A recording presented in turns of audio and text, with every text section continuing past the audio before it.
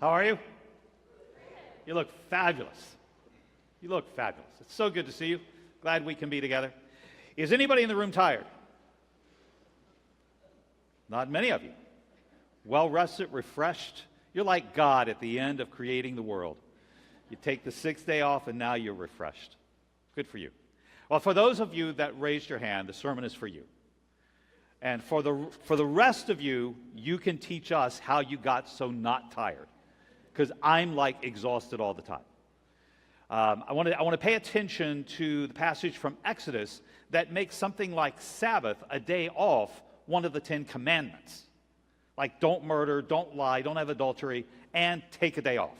They just seem not to be exact matches for each other. So why has it become such a... I don't know why. I just want to show you how. So I'm going to do it in... How about four parts, right? So the first part I'm going to do over here, and I'm going to talk about creation. So imagine the letter C, and we're going to talk about creation. The second part I'll do from the middle, just because I need to move around. And the second part is going to be about community and our relationships, our roles and our expectations of each other. And then the third part, near Andreas' base, is going to be about the mind coming to rest. No more worry, no more anxiety. And then I'll come out front, and I'll do kind of ask you for a commitment. And out front, what I'll be doing is asking for you to think about a habit you're going to add, a ritual you're going to add, something you're going to commit to doing that puts Sabbath in your life. And it won't be a day, but it'll be this moment of Sabbath, that you'll learn what it is to have the gift of Sabbath, and then begin building a life and a community that honors that as significant. Okay, so where do I go first? Yes. The tired people did not raise their hand. It was just everybody else that's got energy, they got their hand up. So I want to talk about creation as the beginning of this talk about Sabbath. Do any of you love creation? Like anybody, do you like going out for a hike or being in the woods or finding a waterfall or watching the leaves fall?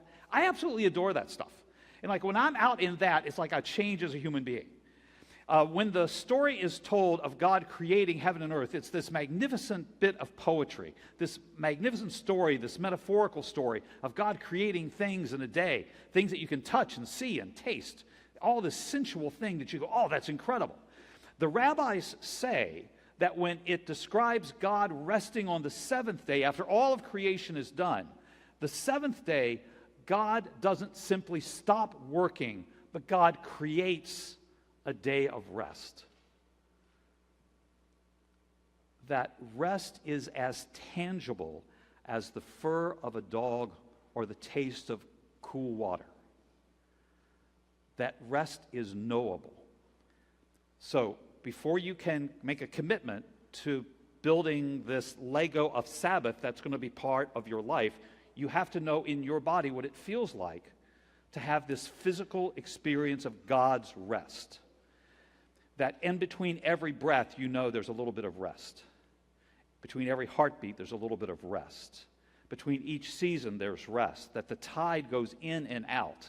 That the rhythm of work and rest is built into what it is to be alive in the world. But you and I live in a world that never stops, a digital world that only goes one speed 24/7 all the time. And you know, if you were to watch somebody's heart monitor, it would go up and it would go down, and it would go up and it would go down. When it flatlines, it's not a good sign. Most of us live a life that's destined to flatline. Never off. Because we don't know what it feels like to receive the gift of rest. That it's tangible. So I want to show you how. You ready? So I would like you to take 2 hands and make them as tight as you can for 5 seconds. I'll count for it. I'll go 3, 2, 1 is when you start, and then I'll count to 5 and we'll stop. You ready? 3, 2, 1. 1, 2, 3, 4, 5, stop. All I'm asking, can you tell the difference? Okay? The tense part is called tense. And the experience when you're not tense is called rest. Let's do it again. We're going to do it with our shoulders this time. 3, 2, 1, your shoulders will go to your ears. Some of you are like that already, but for the rest of us want to join you because we all want to be one. So take your shoulders and put them in your ears. 3, 2, 1. 1, 2, 3, 4, 5. Let go. Exhale is good. Do you know the difference? Can you tell the difference? Here's the one that does the best for me. I want you to take your thighs, some of the largest muscles in your body, and make them as tense as you can. 3, 2, 1, tense. It's really hard when you're standing. See, I stop breathing when I tense. I don't know what that is. Right? 5. It's probably 5 by now, right? So did you notice the difference? So you know that God has built into you rest. Rest isn't just when you stop doing something, but your body has a state given to you as a gift, built into you at your very core nature, called rest.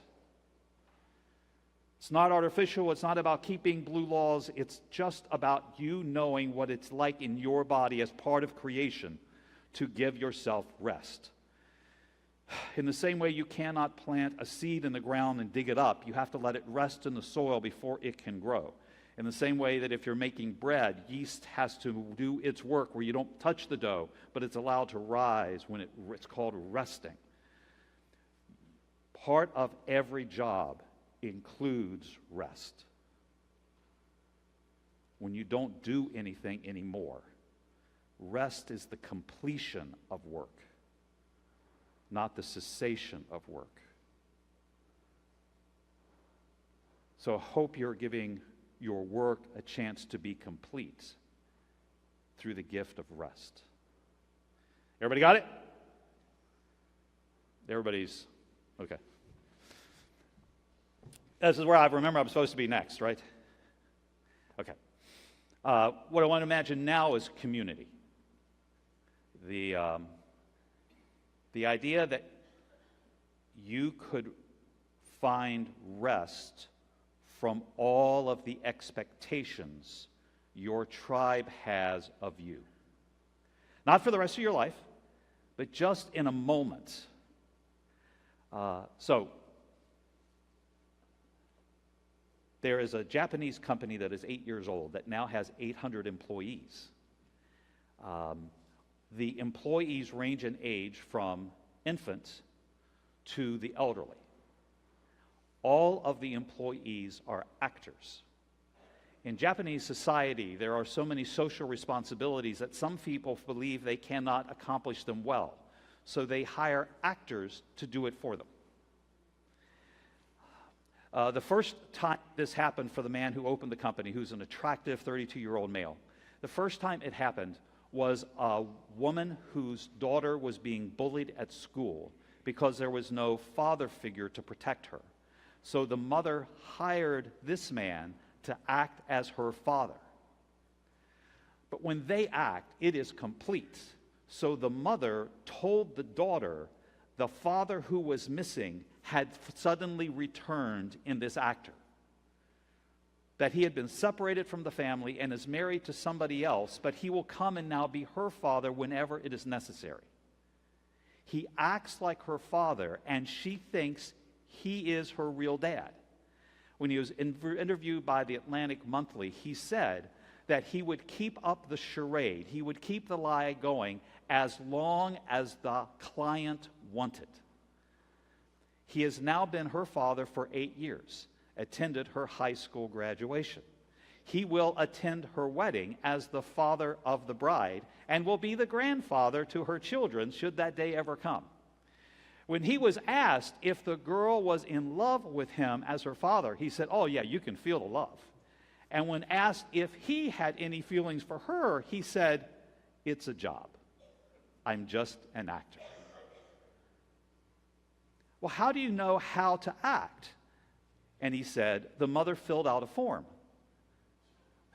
Wouldn't that be great to get the father or mother or child of your dreams if you just fill out a form? And an actor shows up, and one of the jobs he sometimes gets is he gets to pretend to be somebody's boyfriend. Usually older women who want to feel what it's like to be young. He was asked if it had a physical connection, and he said, "No, we never do that." And then he was asked, "Why is it that women hire you?" He said, "Well, imagine if you're the woman. You could invest 5 years in a relationship only to have it end by somebody leaving you. Hire me, and for 2 hours, there's no argument, there's no jealousy, there's just perfection. He was asked what his favorite job to do, and it was to be the father of the bride at the wedding. And he said, you get asked to do that? Say, yeah. Sometimes in Japanese culture, there's a lot of pressure upon women to get married by a certain age. And it doesn't mean they want to do so. But to get the parents off their back, they hire him and all of the wedding party to pretend that they're having a wedding. The only people not in on the story are the parents of the bride. So they go through the ceremony with a fake minister and fake guests, and they do fake vows. They then go to a reception and eat real food and drink real wine. 50 people is usually $100,000. And he was asked, do you ever see the brides again? He says, no, I've been married 3 times, and I've never seen them again. Tranquility at its best. So I'm wondering, you and I all know what it's like to have incredible expectations placed upon us of people who need us to play a certain role. I'm not saying you set it down forever, but there has to be a moment when your life isn't defined by other people's expectations of you. Where you're not playing a role in somebody else's life, you're not fulfilling the story they wish you would play. You don't have to be perfect, you don't have to be bad, their expectations don't matter. You take a Sabbath for a moment from what other people need from you. You move other people's expectations out of the center of your life, and you put your life back in that spot.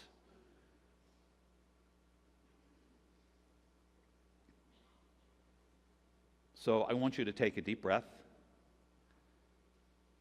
and imagine that you're enough right here, right now, without doing anything else. You are enough. And that word of mine is going to resonate in your head like an echo. Whenever you create Sabbath, the body will come to rest, and expectations will come to rest. Not forever, but just for a Sabbath, for a moment. Where do I go next? Thanks for playing along.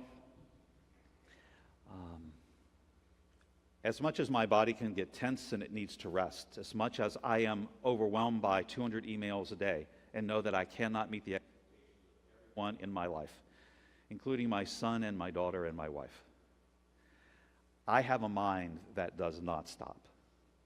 I solve problems all day, every day. I imagine bad outcomes, and I think the reason I'm paid to be here sometimes is to make sure the bad outcomes don't happen. Does anybody know what I'm talking about? Do you have a mind that can anticipate problems and spend a lot of time thinking about it? So what I want you to imagine is a moment, not forever, where your mind comes to rest and there's no problem to solve, no place you would rather be, no voice you would rather hear than mine right now. That the mind comes to rest. You become aware of the color of the shirt the person's wearing in front of you, the way their hair is fixed, the temperature in the room. The information you take in is sensual about the life that you now have here and now. You're not solving anything. You're being present. And it's enough. You got it? Where did I promise I would go next? So if you have a Sabbath, a period of rest, in which the body comes to rest, and it's a deep, like you had a massage, a deep tissue massage, in which every muscle of your body is relaxed. And if you've come to peace in every relationship you have for a moment, where Thanksgiving dinner is perfect, no one throws anything, no one insults anybody, nobody has that face, and you go, not that face again. But there's just peace, and your mind is at rest. That is Sabbath. Complete rest in every way, where you and God are one. You and your mind are one. You and your emotions are one. You and your body are one, at peace and at rest. How often are you willing to make that a part of your life? With intention, with plans, putting a date on a calendar. How often are you willing to keep the commandments, to remember the Sabbath and keep it holy? So you can have a Sabbath moment every morning. You can have a Sabbath moment in the evening. You can practice this enough that you can turn it on whenever you want. When work requires that you work 14 days without a day off, can you build in a Sabbath? Maybe on a Tuesday, not a Sunday. A day where you experience this, where you let the rest of work complete what you've accomplished. Anybody you figured out what you're going to do? You and I live at a time when the culture doesn't value this place as a shrine to the Sabbath, of what it is to be in a church where people actually love each other, where you're at peace with each other, so that the Sabbath I described happens right in our midst.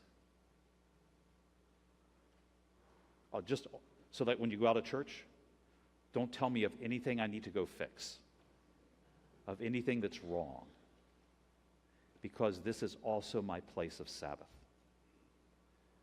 You can email me all you want, call me all you want. But this isn't the place for me to fix what's broken. It's a place for us together to be at peace. It is God's gift. Did He give you enough time to make a plan? Do you believe it's important that you make a plan? Or are you hoping it just happens, like by a miracle? I mean, you know, when Israel was rebuilding the temple, there were lots of days when it took nearly 100 years to build that the work wasn't done, but they stopped for the Sabbath, because Sabbath is as important as work. Right? If we plan our work, we can plan our Sabbath. I offer it to you in the name of the Father, the Son, and the Holy Spirit. Amen.